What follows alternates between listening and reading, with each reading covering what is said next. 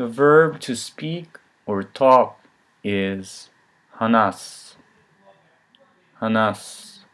To conjugate hanasu, you drop the u and add imasu. There's a little thing going on here, because in Japanese there is no such sound as si, like si. Like if you take hanasu and su, right? So if you drop the u and add imasu, it would become hanashimasu. But that's not right, because there's no si sound in Japanese. Instead it becomes shi, shi. So hanasu, drop the u, add imasu, becomes hanashimasu. Hanashimasu. Okay, so shi mas, as it would be written in the Latin alphabet or Romaji. Okay, so hanasu, hanashimasu. So keep that in mind, that whenever the sound becomes si, it's actually shi in Japanese, as it is pronounced shi. Okay, shi. So hanasu becomes hanashimasen in the negative form. You drop the u, add imasen, and it becomes hanashimasen. Just recall this case, because the last sound is su, su, you have to make it into shi, so it complies with Japanese pronunciation. So hanasu, hanashimasen. Okay, just a little detail, just for the S sound. Now, to listen, like for example, listen to music, is kiku. Kiku, drop the u, because it's a u verb, and add imasu to conjugate in the affirmative form. Kiku, kikimasu, kikimasu, kikimasu. Okay? Negative form is similarly kiku, kikimasen. Okay? Kiku, kikimasu, kiku, kikimasen. Okay? Now to go back, to return, it's a verb. Usually you can use that verb to say you're going back home. For example, you have to use kaeru, and you cannot use actually iku, like to go. You know, iku, it's to go, but usually you say kaeru. You want to go back home. So the verb to go back home, you use kaeru. Like home ni kaeru, whatever the home in Japanese is. If you want to know, you could say ie ni kaeru, if you know what I mean. But for beginners, don't worry about it. So just know that kaeru is the verb to go back or return, and you can use it when you're referring to go back home, for example. So the conjugation, remember I told you before that don't confuse u verbs with ru verbs. This is one of those cases. Kaeru is a u verb, not a ru verb. Even though there's a ru sound here, it is actually a u verb. So kaeru, since it's the u verb, you drop the u and add imasu. So kaeru, kaerimasu. Kaeru, drop the u, add imasu, kaerimasu. You see right here, it became kaerimasu. Okay, negative form is similarly kaeru, drop the u, add imasen, kaerimasen, kaerimasen, kaerimasen. Okay, so watch out for kaeru, which is actually a u verb, not ru verb.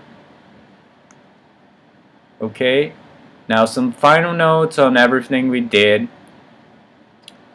So what we learned in this video are called the polite form conjugation, and it's mas form, also called polite form, mas imasen. Okay,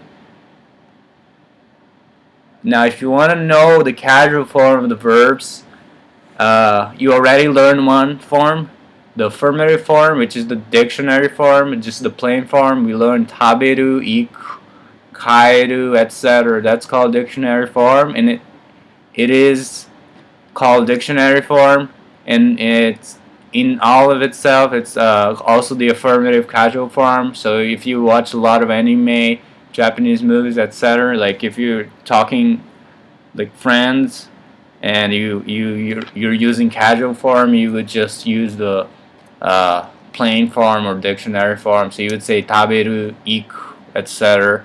And that's for affirmative. Now for the negative form, if you want to know, just think of whatever you learn here, like masen, imasen, you just replace that with nai for ru verbs or anai for u verbs. For example, you have taberu, right? For negative form, it's tabemasen, right? But if you want to make it casual, you just say tabe, drop the ru, and add nai. Tabenai, will not eat, casual form, okay? And similarly for u verbs, iku, you drop the u and you add anai, okay? Anai. Iku, ikanai means will not go in the casual form. So that's just so you know that there are casual forms that typically are used among friends of people who are very like intimate. And but this video was about the polite form, and as long as you use polite form, it's okay talking pretty much anybody, even if they're strangers and so on. So keep to the polite form if you don't know the person you're talking to, okay? Even like your superiors in your workplace or whatever, okay?